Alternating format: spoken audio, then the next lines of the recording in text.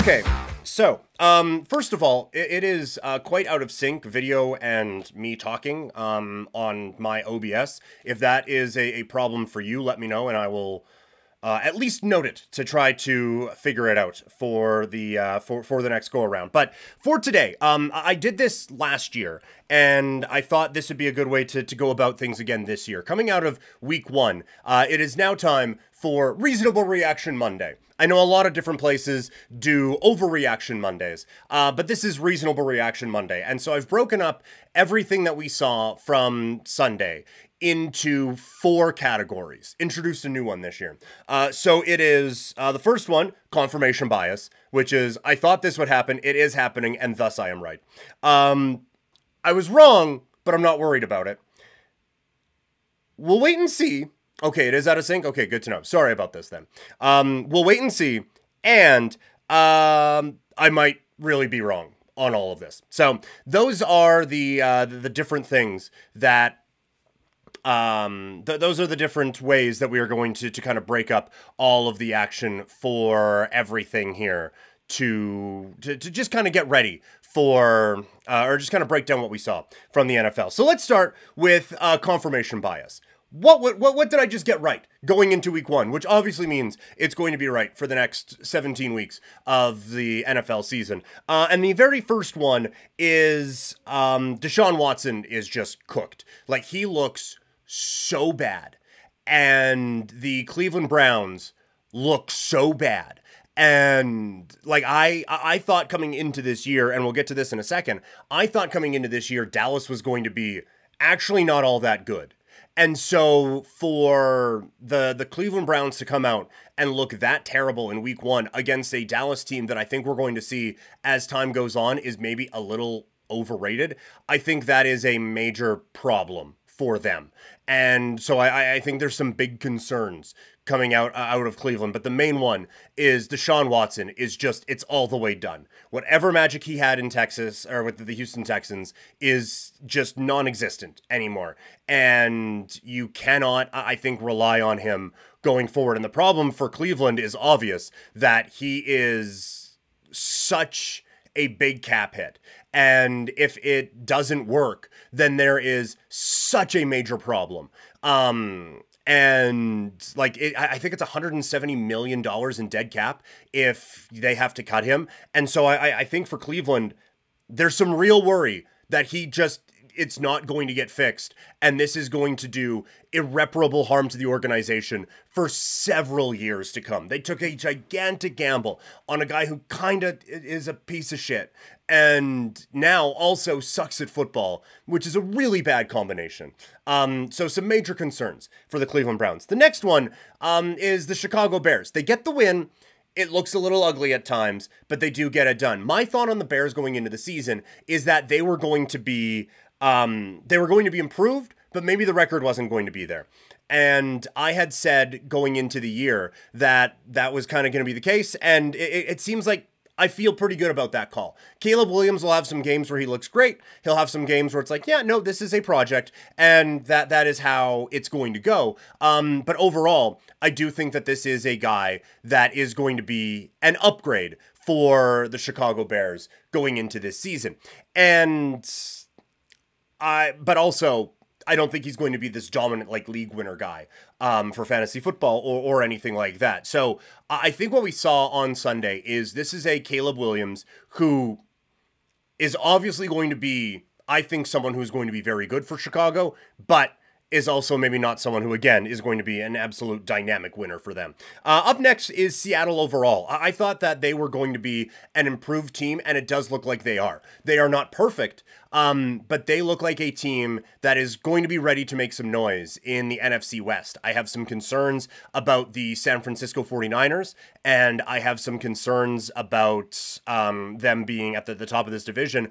I think Seattle, while flawed, is going to show that they are going to be good enough to go out, win this division, and make their way into the postseason. And in that game, I was also right about Denver. I was getting worried. I was having this conversation with some people yesterday.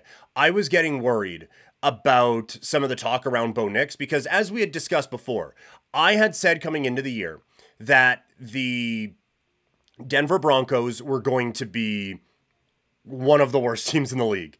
I had said that they were going to be a offense that struggled because they didn't have talent, a defense that probably a lot of the stats from last year maybe don't show how good they were because of that 70-point game against the Miami Dolphins, but still like not a great defense. And then the main thing was, I don't think Bo Nix is going to be all that good. And then you hear out of training camp, hey, making all the throws, perfect fit for the Sean Payton offense, blibbity blobbity blue blue blue blue blue blue. And so I was like, man, am I just going to be wrong on this? Am I just going to be wrong on Bo Nix? Am I just going to be, is this going to be my Justin Herbert again, where I watched him overthrow the end zone in his first game of the season, and that ends up costing me? And the answer is, no, I don't think so. Bo Nix made some really bad reads in this game, and that's going to come. It's his first time playing and all of those things. But I do think that he is just not going to be the guy for this Broncos team. And I think we're going to see as things go along, there's just not enough talent on this team. So I feel pretty comfortable about that. Continuing on with our NFL reaction, and yes, toxic. This is a live show now. As you can see, as you popped in here, we're working the kinks out a little bit. We're messing around with a few things here. But yes, the plan is to go live with a podcast here every day, and a video game stream a few times a week, and we'll play around with different things and stuff like that. But yeah, this is the maiden voyage, a bit of a soft launch and things like that. But yeah, we're fuck it, we're doing it live on the live show. Now, continuing on, I also feel comfortable that both Washington and Tampa Bay are meh. There isn't a whole lot to break down from this. I had to put these teams into a category based on the system I came up with, and they both kind of fit in the, yeah, I think that both these teams looked about how I thought they would. Washington, worse than Tampa Bay. Tampa Bay, not all that good, and we just move forward. That's basically how I kind of viewed this team. So that's kind of where I was at with them. Carolina. I thought that there might be a bit of improvement. That was so clearly the worst performance of the weekend, and so bad. I was trying to think of a better descriptor. I couldn't. They were awful. They were dreadful. It was like I put them in the confirmation bias category, but it was worse than I thought it was going to be. And that is just, again, talk about irreparable damage being done and all of those things. It feels like irreparable damage has been done for Carolina, and it's just 1 week, so let's try to not overreact too much, but holy hell, is it bad out in Carolina right now.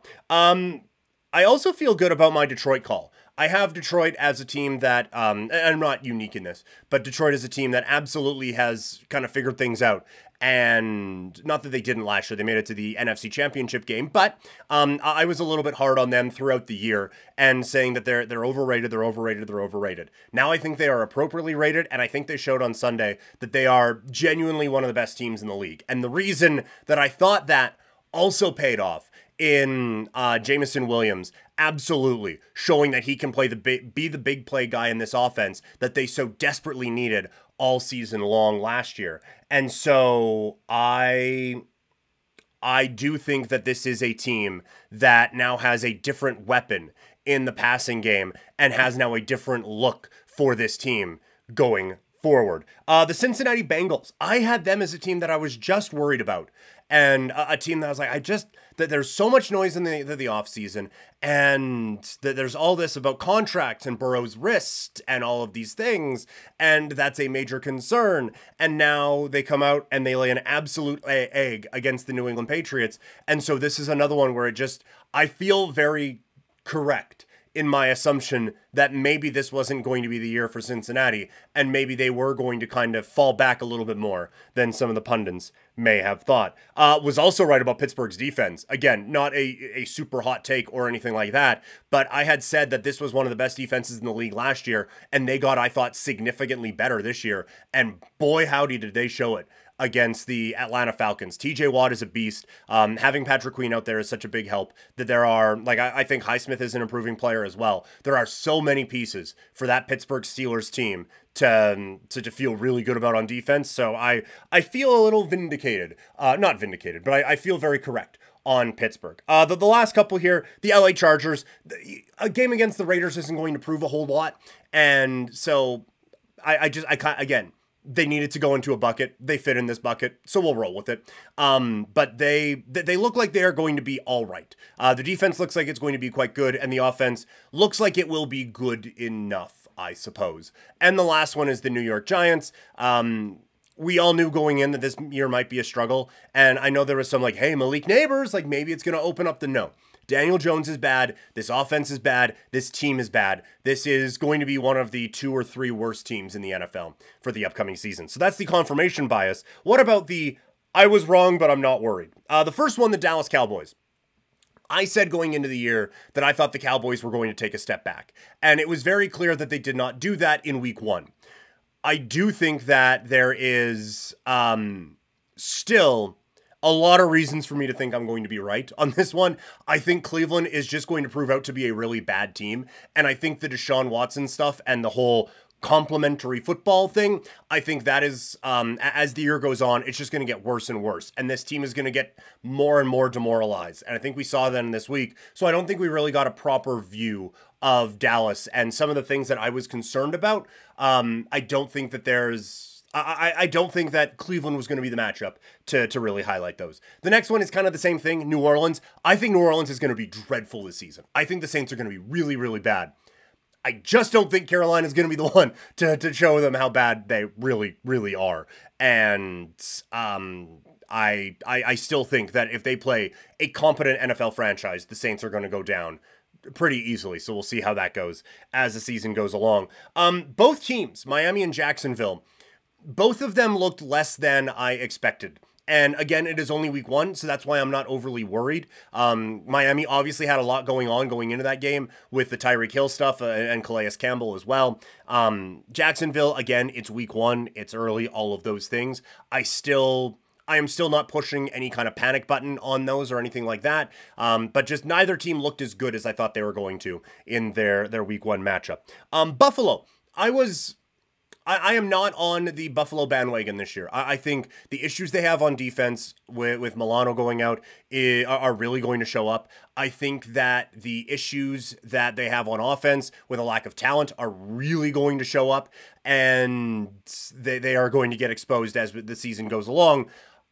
I just don't think Arizona's defense is going to be the one that proves that. So this was always going to be a very high scoring matchup. And so I don't think we got a really good read on how tough this defense might have it this year, because they were facing a pretty good offense. And I don't think we really got a sense of the Buffalo offense and maybe the struggles I think they have, because the Arizona Cardinals have like 2 actual NFL players on the defensive side of the football. And on Arizona, I felt like this was a team that is going to be one that maybe makes a jump into the postseason this year. I guess if you wanted to call them a sleeper pick of mine, you could. Buffalo can be a good team. I know I'm saying on the one hand, I'm not worried that I was wrong in thinking that Buffalo was a bad team, but also I'm not worried about thinking Arizona is going to be good because Buffalo's bad, or because Buffalo is good. It's a weird mix to try to prove both. And so I will just acknowledge that there's a bit of hypocrisy going on with this. But I do think that Arizona is going to be a good team. And I think their defense is maybe going to be a little bit improved. I do think that facing one of the 2 or 3 best quarterbacks in the NFL maybe make that a little bit tough. So I do think we will see some improvement from Arizona this season. And last one, New England's defense. They came up with a few big plays. I thought no Matthew Judon. Bill Belichick leaves. That's a lot of, I know it wasn't great at the end, but that's a lot of brain power that's just on the way out the door. And so I do think that this is a New England defense that is going to take a step back. I just thought they got a great matchup in a big name team, but one that had a really, really weird offseason and a really weird training camp. And so I don't think we're really going to see the holes that the New England Patriots have until we get a little bit later on in the season. Now we get into more of the, I might be wrong on these. And by the way, feel free to chime in the chat. If you are in agreement with either A, how I have viewed these teams going into the season, or B, how I viewed them coming out of week 1, let me know. The first wait and see is Will Levis and the Tennessee Titans. I thought Will Levis has more time. They've added Calvin Ridley as a weapon. They have made the running game a little bit more a little bit more conducive to helping out a young quarterback, and I think they have grown on the defensive side of things. And Will Levis through 3 quarters had this team up, maybe not through 3 quarters, but at least had this team up 17-0.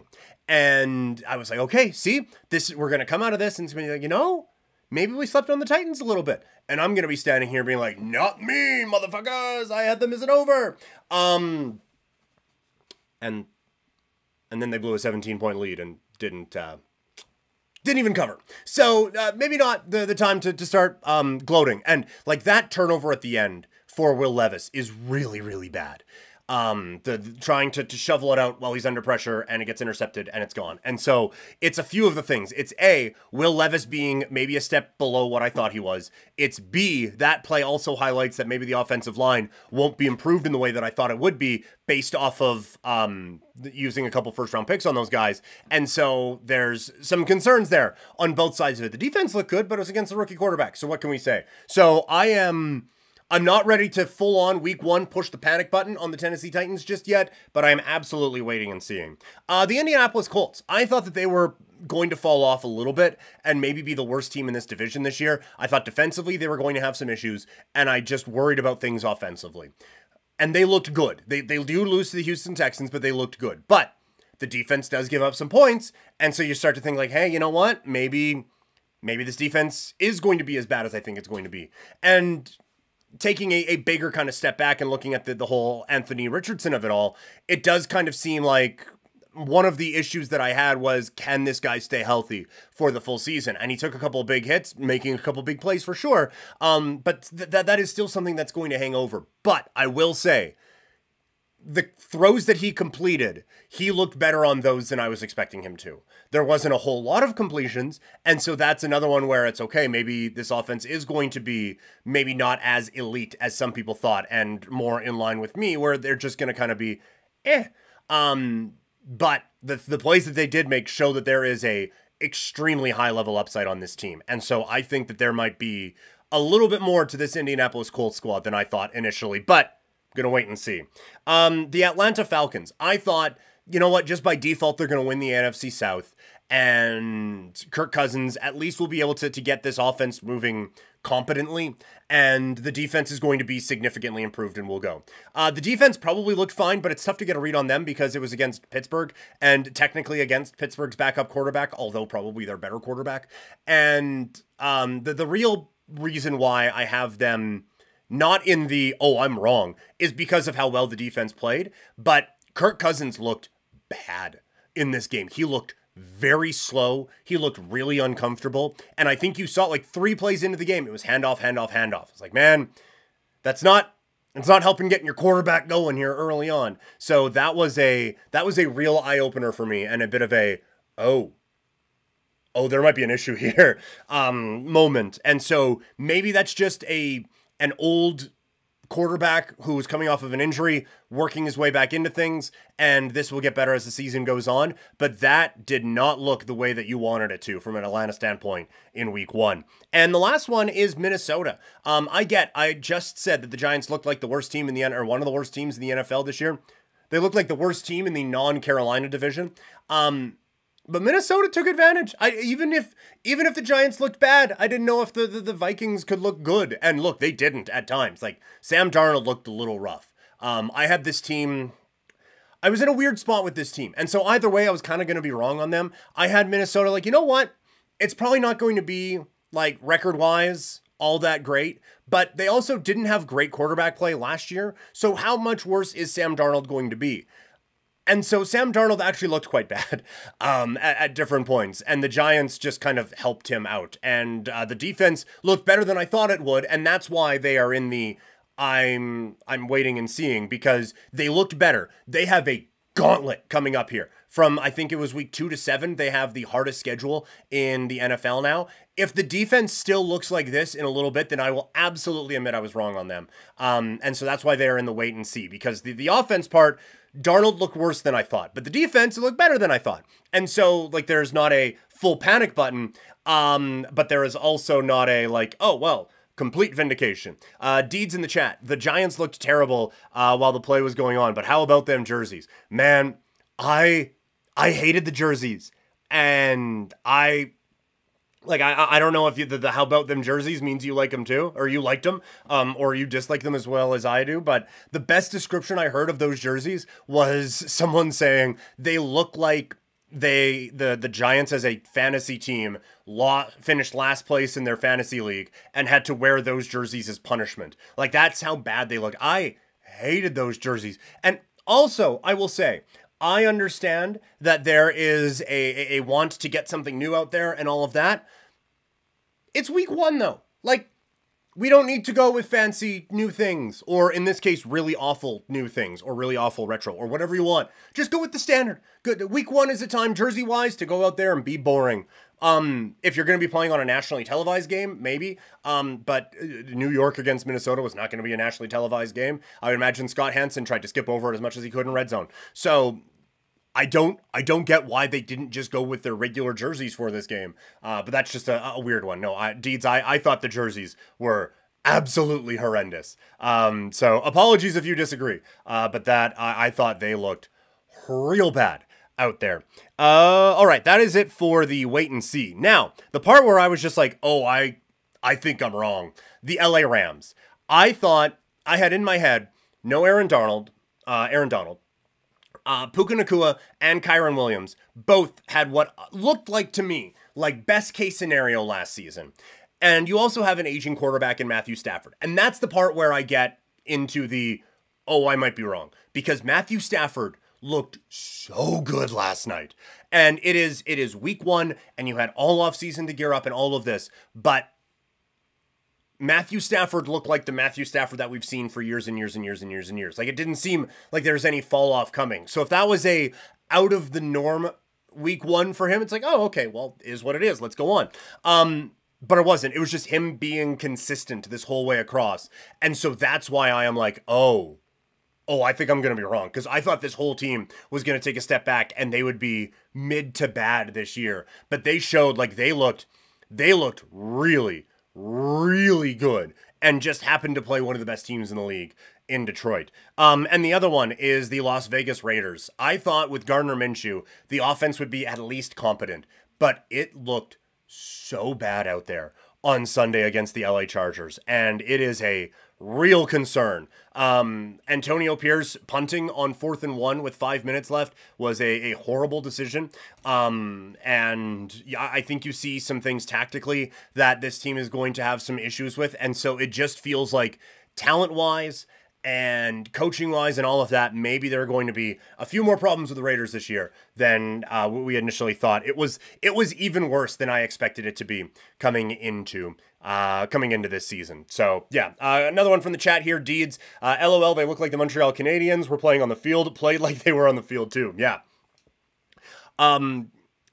Fair. Yes. No, I saw a few comparisons. Like, it looked like a Montreal Canadiens, like Heritage Classic jersey or something like that. And then they played as if they were either a hockey team trying to play football or a football team trying to play hockey. They didn't look like a football team trying to actually play football in this game. So no, that is fair. That is very fair on that one, Deeds.